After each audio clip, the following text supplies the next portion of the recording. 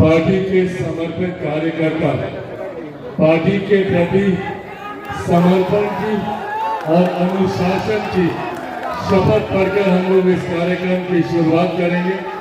आप सब अपने अपने स्थानों पर खड़े हो जाएं। मैं पार्टी के प्रति समर्पण और अनुशासन की ये शपथ पढ़ूंगा। मेरे साथ आप इस शपथ को दोहराएं। मैं लोक जनशक्ति पार्टी रामविलास का सक्रिय सदस्य हूं। मैं शपथ लेता हूं कि मैं आजीवन पार्टी के प्रति समर्पित रहूंगा तथा पार्टी के सिद्धांतों को आम लोगों तक पहुंचाने का काम करूंगा। मैं आजीवन दलितों, पिछड़ों, अल्पसंख्यकों और समाज के गरीब वर्ग के उत्थान के लिए संघर्ष करता रहूंगा।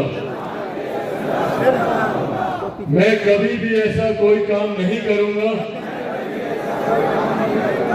जिससे मेरे दल को आघात लगे। मैं कभी भी पार्टी के झंडे को झुकने नहीं दूंगा। पार्टी नेतृत्व द्वारा जो भी निर्णय लिया जाएगा मैं उसका पूर्ण रूपेण पालन करूंगा। लोक जनशक्ति पार्टी रामविलास जिंदाबाद। लोक जनशक्ति पार्टी रामविलास जिंदाबाद। आदरणीय रामविलास पासवान अमर रहे।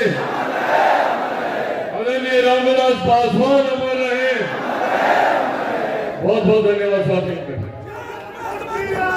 चिराग पासवान जिंदाबाद। जिंदाबाद जिंदाबाद। चिराग पासवान जिंदाबाद। जिंदाबाद जिंदाबाद। देखो देखो कौन आया।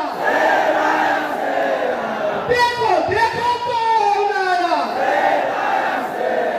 चिराग पासवान जिंदाबाद। चिराग पासवान जिंदाबाद। चिराग पासवान जिंदाबाद। चिराग पासवान जिंदाबाद। साथियों, तालियों की गणना आसन आसन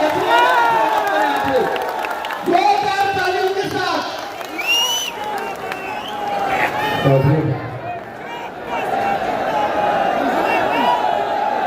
सबसे पहले मैं अभिनंदन समारोह में आप सबका स्वागत करता हूं, आप सबका अभिनंदन करता हूं।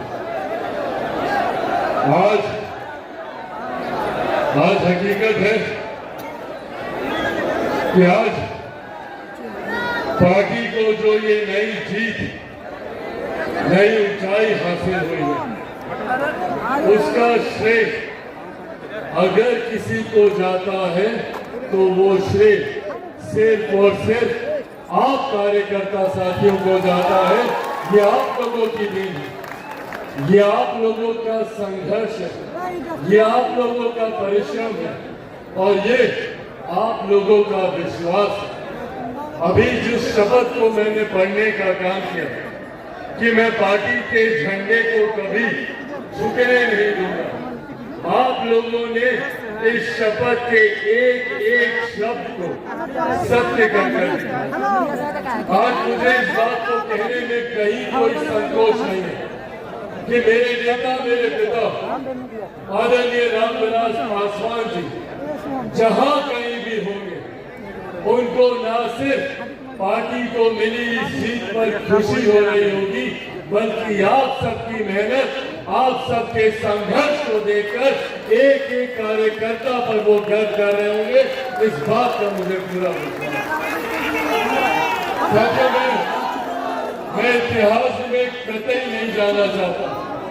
मुझसे पूर्व में तमाम मेरे वक्ता साथियों ने इस बात का प्रमुखता से जिक्र किया कि पार्टी को किस दौर से गुजरना पड़ा, कितना पार्टी ने संघर्ष देखा, कितना पार्टी ने धोखा देखा, कितने लोगों ने अपना होने के बावजूद अपनों की ही पीठ में खंजर भोंकने का काम किया। मैं कतई इतिहास की उन गलियों में दोबारा नहीं जाना चाहता, पर हाँ इतना जरूर कहना चाहता हूँ कि इतिहास के सीख लेकर हम लोगों को आगे बढ़ने की जरूरत है। हम लोगों को ऐसे लोगों को चिन्हित करने की जरूरत है, ऐसे लोगों को अंकित करने की जरूरत है जिन लोगों ने निस्वार्थ भाव पार्टी के बुरे दिनों में पार्टी के प्रति अपना समर्पण दिखाने का काम किया, जिन्होंने पार्टी की विपरीत परिस्थितियों में भी पार्टी के झंडे को बुलंदी से लहराने का काम किया, ऐसे लोगों को आगे लेकर चलने की जरूरत है। आज आप लोगों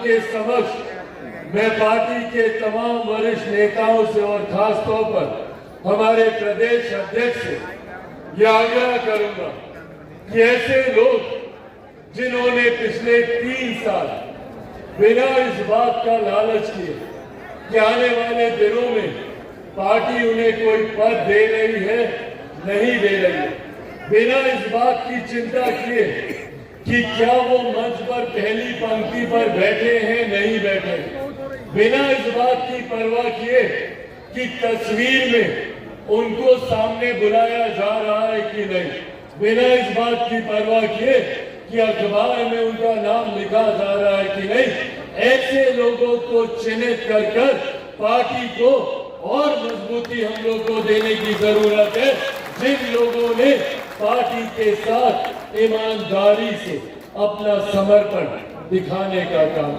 और साथ ही में ऐसे लोगों को भी चिन्हित करने की जरूरत है जो दिखाने के लिए तो पार्टी के साथ रहे, बड़े बड़े पदों पर रहे, पर उन्होंने गणेश परिक्रमा करने के अलावा और कोई काम नहीं किया।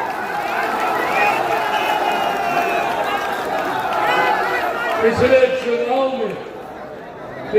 चुनाव में और इस बात को मैं चाहता हूं कि आप सब इस बात का विश्वास रखें कि आपके पार्टी का राष्ट्रीय अध्यक्ष धोखा खाया हुआ व्यक्ति है, अपनों से ही मैंने धोखा खाया है।